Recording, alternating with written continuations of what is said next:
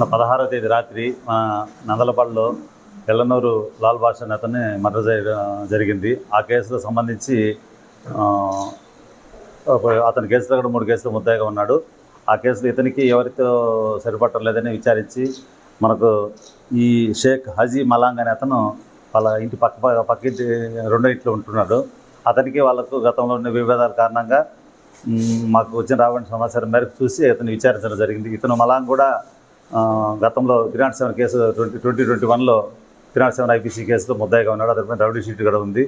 వీళ్ళకుండే ఈ పాత కక్షలు మనసులో పెట్టుకొని అతను 16వ తేదీ సాయంత్రము నైట్ 10:30 ప్రాంతంలో ఈ మలాంగ్ బజార్కి వెళ్ళి వస్తూ ఉంటే అప్పుడు ఇతను ఎవరైతే చనిపోయిన లాల్ భాష ఉన్నారు ఇతను వేరే ఫ్రెండ్తో మోటార్ సైకిల్ వెళ్తా ఉండి వాళ్ళని టౌన్లో బెదిరించి నీ ఎంత చూస్తామని చెప్పి పాత కక్షలు మనసులో పెట్టుకుని బెదిరించాడని, దీన్ని మనసులో పెట్టుకొని అతను నన్ను ఏమైనా చేస్తారని చెప్పి నేనే చేయాలనే ఉద్దేశంతో ఆ రోజు నైట్ అతను నిద్రపోయేటప్పుడు ఇతను ఇంటి దగ్గర నుంచి అతన్ని కాచుకొని మిద్దిపైన పడుకున్నప్పుడు నైట్ పోయి అక్కడ మిద్దిపైన పార్క్ ముందుగా అనుకున్న మీద ల్యాడర్ వేసుకుని మిద్దిపైకి ఎక్కి ఎనుక పక్క వచ్చి సీసీ కెమెరా ఫుటేజీలో లేకుండా చూసుకోవాలనే ఉద్దేశంతో బ్యాక్ సైడ్ వచ్చి నిచ్చెన పైన వచ్చి ఆ మిద్దిపైకి నుంచి నిద్రిస్తున్నటువంటి లాల్ భాషను భారత బలంగా తలపైన కొడితే 3 సార్లు కొడితే అతను స్పాట్లో చనిపోవడం జరిగింది.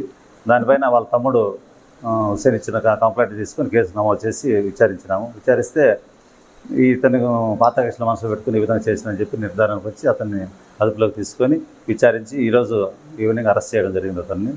అతన్ని రేపు కోర్టుకు ప్రొడ్యూస్ చేస్తాం. ఇంకా ఈ పాత కేసుల మనసులో పెట్టుకుని చేసినట్టుగా ఇది ఎట్లాంటి రాజకీయ కోణం లేదు ఇందులో.